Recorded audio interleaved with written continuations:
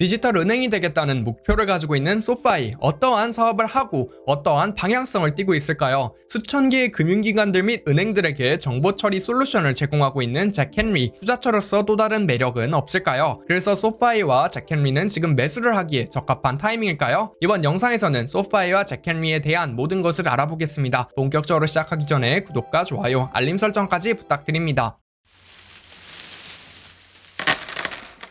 소파이는 금융과 기술을 결합한 핀테크 사업을 하고 있는 기업입니다. 결론적으로 디지털 은행이 되고 싶어하는 느낌을 갖고 있죠. 주식 투자 및 암호화폐 거래를 할 수 있는 플랫폼도 제공을 하고 있습니다. 보통 초기 단계에 있는 고성장 기업의 경우 적자를 보는 경우가 대부분인데 소파이는 이비타 기준 흑자를 보고 있는 기업입니다. 먼저 사업 구조부터 살펴보겠습니다. 현재 주로 돈을 벌고 있는 사업은 대출이며 학자금 대출, 주택대출, 개인 신용대출을 해주고 있습니다. 금융 서비스 역시 제공을 하고 있으며 앞에서 언급한 주식 투자 및 디지털 지갑 서비스를 제공하고 있죠. 이외에도 다양한 금융 기술을 활용한 B2B 플랫폼 서비스도 제공을 하고 있습니다. 대출 사업에 대한 이야기로 시작을 해봐야겠죠. 2011년도 학자금 대출을 해주기 시작한 것으로 대출 사업을 시작했다고 합니다. 2020년도 기준 대출해준 총 액수는 58밀리언 달러, 한화 60조 원이 넘는 수준이라고 보시면 되죠. 지속적으로 상품들을 추가해 나가고 있으며 개인 대출 및 주택 대출도 시행을 해주고 있습니다. 대출 사업의 구조도 간략하게 살펴보겠습니다. 기본적으로 돈을 빌려주고 이자 수익을 취하는 것이 대출 사업이라고 알려져 있죠. 다만 너무 많은 돈을 동시에 빌려줄 경우 고객이 파산을 할 가능성이 있기에 소파이 같은 기업들은 리스크 관리를 지속적으로 해줘야 합니다. 그래서 빌려준 돈을 갚아야 하는 권리를 제3자에게 판매함으로써 수익도 창출을 하고 있죠. 요약하자면 돈을 빌려주고 이자 수익으로도 돈을 벌고 이자를 받을 권리 및 원금을 받을 권리를 팔아서도 돈을 벌고 있습니다. 소파이는 소파이가 직접 개발한 리스크 모델을 활용하여 위험성을 직접 책정하고 이자율을 책정한다고 합니다. 대출 사업의 핵심은 결국 위험도 관리죠. 고수익을 노리고 아무한테나 대출을 해주면 고객들이 대거 파산할 경우 큰일이 나기 때문입니다. 소파이는 또 여러가지 핀테크 또는 금융 서비스 사업들을 하고 있습니다. 저는 이 사업들을 처음 들었을 때 한국의 토스와 거의 똑같다는 생각이 들더라고요. 주식 투자 및 은행 계좌들을 연동하여 계좌 관리 및 보험 상품 가입 등을 제공합니다. 금융 서비스 사업의 경우 아직까지 수익을 창출하기 위한 목적보다는 고객들을 플랫폼에 확보해 두기 위한 전략이라고 합니다. 소파이에서 미래에 대출을 받게 하기 위한 일종의 마케팅 전략이라고 봐도 무방해 보이죠. 현재 소파이에서 제공하고 있는 서비스들도 둘러볼게요. 소파이 머니는 모바일 계좌 연동 및 돈 관리를 해주는 서비스라고 합니다. 페이팔의 벤모 또는 스퀘어의 캐시와 상당히 비슷해 보이죠. 시도는 하고 있으나 소파이는 아직 은행 라이센스를 갖고 있지는 못하기에 파트너 은행들의 예금을 예치한다고 합니다. 소파이 머니는 돈을 보내고 받고 이자를 받는 등과 같은 은행 계좌가 하는 일들을 수행한다고 보시면 됩니다. 또 소파이 인베스트라는 앱을 통하여 주식 및 암호화폐에 투자를 할 수 있다고 하죠. Fractional Share, 주식을 한 주 이하로 쪼개서 살 수 있는 서비스도 제공합니다. 아마존의 경우 한 주에 3,000달러가 넘어가는데 아마존을 0.1주씩 살 수 있다는 것이죠. 주식 거래의 경우 수수료는 없다고 하며 암호화폐는 수수료를 뗀다고 합니다. 고객들이 예치하는 현금에서 발생하는 이자는 소파이가 가져간다고 하죠. 또 주식을 다른 기업들에게 빌려주고 수익을 창출하기도 한다 합니다. 공매도를 하기 위하여 빌려가는 기업들이겠죠. 기타 서비스들도 존재하며 지속적으로 소파이는 다양한 금융 서비스들을 추가해 나가고 있습니다. 무제한 2% 캐시백을 제공하는 신용카드도 제공을 하고 있죠. 릴레이라는 개인 금융관리 서비스도 제공합니다. 프로텍트라는 보험을 가입할 수 있는 서비스도 제공하죠. 점점 토스 또는 카카오뱅크와 비슷해 보이지 않나요? 인수 및 지분 투자를 통하여 기술 플랫폼도 갖추고 있습니다. 에이펙스라는 기업의 16% 정도를 보유하고 있다 하죠. 에이펙스의 기술을 활용하여 소파이 인베스트를 운영하는 데에 들어가는 비용을 절감시킨다고 합니다. 갈릴레오라는 기업을 2020년도 3월에 무려 1.2빌리언 달러를 주고 인수했다고 하죠. 디지털 금융 서비스의 인프라를 제공한다고 합니다. 고객 계좌 개설, 이체, 결제 등의 기본적인 기술들을 제공한다고 하죠. 갈릴레오를 활용하여 만들어진 계좌 수가 총 4,900만 개라고 합니다. 갈릴레오의 기술을 활용하여 다른 기업들이 모바일 카드, P2P 이체, 디지털 지갑 서비스 등을 만들 수 있는 인프라 또는 플랫폼으로 활용을 할 수 있다고 하죠. 개인적인 생각을 나눠보죠. 오늘 재무 파트를 뛰어넘은 이유가 빠르게 성장을 하고 있다는 점 말고는 코멘트를 할 점이 없기 때문입니다. 2019년도까지는 대출 사업만 하다가 2020년도에 기술 플랫폼 매출이 발생하기 시작했기에 과거 매출 분석으로 미래 매출을 예상하기가 현재로서는 상당히 까다로워 보입니다. 다만 소파이의 IR 자료에 의하면 2020년도부터 2025년도까지 연평균 43% 성장을 할 예정 또는 목표라고 하죠. 총 판매된 금융상품 및 교차 판매된 금융상품, 추가적으로 유입되고 있는 고객수 등 수치적으로는 전부 빠르게 성장 성장을 하고 있습니다. 이제 제가 살짝 우려스러운 점은 핀테크 사업이라는 영역이 포화되어 가고 있다는 점이며 디지털 지갑의 경우 캐시와 벤모가 잡고 있다는 점 정도겠네요. 다음으로 알아볼 기업은 잭헨리입니다. 잭헨리는 기업들을 위하여 정보 처리 기술을 제공하고 있는 기업입니다. 다양한 금융기관들을 위하여 결제 및 다양한 부가 서비스들도 제공을 하고 있죠. 무엇보다도 재무제표 상태가 진짜 좋아 보이는 기업입니다. 배당 및 자사주 매입까지 해주고 있으며 배당 성장주라고 부르면 딱 알맞을 것 같습니다. 먼저 잭헨리는 세 가지 브랜드로 나눠서 운영을 하고 있습니다. 잭헨리 뱅킹은 은행들을 위하여 정보 처리 기술을 제공하고 있습니다. 은행을 운영하는데 필요한 디지털 소프트웨어들을 제공하며 이 소프트웨어에 대한 이야기는 뒤에서 약간 더 해볼게요. 1000개 이상의 은행들이 잭헨리의 서비스를 사용하고 있다 하며 매우 작은 은행부터 규모가 있는 은행까지 다양한 고객층을 보유하고 있습니다. 서비스 제공 방식은 클라우드 및 인하우스 둘 다 제공을 하고 있으며 클라우드로 고객을 옮기는 과정에 있다고 합니다. 시미타는 크레딧 유니언, 한국으로 치면은 제1금융권이 아닌 금융회사들을 위한 정보 처리 솔루션을 제공한다고 합니다. 840개 이상의 크레딧 유니언들이 사용하고 있다 하죠. 자산이 50밀리언 달러 이하인 금융기관들도 사용을 하고 있다고 할 정도로 다양한 고객층들을 보유하고 있습니다. 마지막으로 프로핏스터는 다양한 부가 서비스를 제공하는 브랜드입니다. 잭헨리는 인수를 통하여 고객 확보 및 기술들을 가져오고 있습니다. 인수된 기업의 기술 사업들을 프로핏스터에 대부분 붙인다고 생각하면 편할 것 같습니다. 무려 8,600개의 고객사들을 보유하고 있다고 하죠. 코어 소프트웨어에 대하여 살짝 설명을 덧붙여 볼게요. 은행을 운영하는 데 필수적으로 필요한 정보 처리 기능들을 제공한다고 생각하시면 됩니다. 예금 처리, 대출 처리, 고객 정보 저장 및 관리를 해준다고 하죠. 부가 기능들도 추가적으로 사용 가능하다고 합니다. 전체적인 금융산업 배경도 짚고 넘어가 볼게요. 잭헨리는 결국 금융섹터에 종사하는 기업들에게 B2B 형태로 수익을 창출하고 있는 기업입니다. 즉 금융섹터의 현황에 따라서 잭헨리의 성장성이 결정된다는 것이죠. 은행수 자체는 줄어드는 추세라고 합니다. 다만 은행이 보유하고 있는 자산은 연간 4% 정도로 증가하는 추세라고 하죠. 경제성장률 이상 또는 경제성장률 수준으로 금융섹터는 성장을 하고 있다고 볼 수 있습니다. 가장 긍정적으로 보이는 점은 코로나19 때문에 은행들이 디지털화하는 데 예산을 더 많이 사용할 예정이라는 점이죠. 잭헨리에게는 추가적으로 수익을 창출할 수 있는 기회로 작용할 것이라는 생각이 듭니다. 잭헨리의 큰 장점으로 보이는 재무도 살펴보겠습니다. 매출은 정말 꾸준하게 성장을 하고 있습니다. 매출 총 이익률은 40%대를 유지해주고 있죠. 매출이 성장하는 만큼 원가도 성장을 하고 있다고 볼 수 있으며 어떻게 보면 가격 경쟁력을 유지하고 있다고도 볼 수 있겠네요. 다만 이비타 마진율을 볼 경우 상당히 유의미한 꾸준한 상승세를 보이고 있습니다. 이비타는 세전 이자 비용 지출 전, 감가상각비 전 영업이익이기에 실제로 영업을 하고 남기는 돈이라고 생각을 하시면 됩니다. 10년 전에는 이비타 마진이 30% 수준이었는데 꾸준하게 상승하여 현재는 40%입니다. 매출 대비 영업 비용들을 퍼센트로 봤을 때 연구 개발 비용은 6.5% 정도를 유지하고 있으며 판매 관리비는 지속적으로 감소시키고 있죠. 순이익은 296밀리언 달러이고 이비타는 688밀리언 달러로 감가상각비가 비용에 상당히 큰 비중을 차지하고 있습니다. 차입금은 사실상 없기에 이자 비용은 발생하지 않고 있다고 보는 게 맞죠. 더불어 그나마 있는 부채 중에서도 이연 매출, 이미 받은 돈의 비중도 상당해서 재무제표 모양은 상당히 좋아 보입니다. 배당도 매년 꾸준하게 올려주고 있습니다. 현재 주가가 150.1달러 정도인데 배당을 주당 1.66달러를 해주고 있어 배당 수익률로는 1.1%를 주고 있죠. 순이익 대비 43%를 배당해주고 있어 배당 안정성 역시 존재합니다. 자사주 매입도 해주고 있으며 실적 발표에 의하면 순연금 유입 및 반출을 0으로 맞추겠다고 말하고 있습니다. 즉 재투자할 것을 재투자하고 따로 쓸 곳이 없다면 주주들에게 돈을 돌려주겠다는 말이죠. 개인적인 생각을 나누고 마무리 지어보겠습니다. 은행용 소프트웨어는 저도 상당히 생소하지만 기업 차원에서 기반 소프트웨어로 사용하기에 쉽게 바꿀 수 있는 제품 카테고리로는 보이지 않습니다. 즉 고객을 확보하고 있을 경우 이탈률이 그리 높아 보이진 않죠. 더불어 실적 발표에 의하면 85%의 매출은 반복성 매출로 생각을 한다고 합니다. 매출 안정성이 존재한다는 것이죠. 더불어 지속적으로 성장 동력을 찾는 기업이라는 생각이 들었습니다. 베노라는 은행들이 모바일 뱅킹 시스템을 만드는 데 도와주는 솔루션을 제공하고 있으며 또 최근에는 대출 서비스도 추가했죠. 베노의 경우 30만 명의 이상이 매달 사용하고 있다고 합니다. 앞에 소파이나 벤모, 빈모, 캐시 등 디지털 은행을 지향하는 기업들과 어떠한 관계를 갖고 있는지는 좀 살펴볼 필요가 있어 보입니다. 더불어 실적 발표에서 구글이나 아마존이 자사 결제 시스템을 만드는 것에 대한 부분도 리스크로 본다고 언급이 되긴 했죠. 리스크를 좀 더 찾아보긴 해야 할 텐데 개인적으로 현재 그리 비싸 보이는 주식은 아니라는 생각이 듭니다. PER 기준으로 38배를 받고 있는데 감가상각비 등 약간만 조정된 이익으로 보면 그리 비싸다는 생각은 안 듭니다. 물론 성장성 자체가 폭발적으로 증가하긴 어렵겠으나 꾸준하게 성장할 만하다는 생각이 들거든요. 구독자 여러분들은 소파이와 잭헨리의 미래에 대하여 어떻게 생각하시나요? 영상에 대한 질문 또는 투자에 대한 질문을 남겨주시면 성심성의껏 답변해드리겠습니다. 제가 추후에 다뤄보길 원하시는 종목이 있으시다면 유튜브 커뮤니티 탭으로 신청해주세요.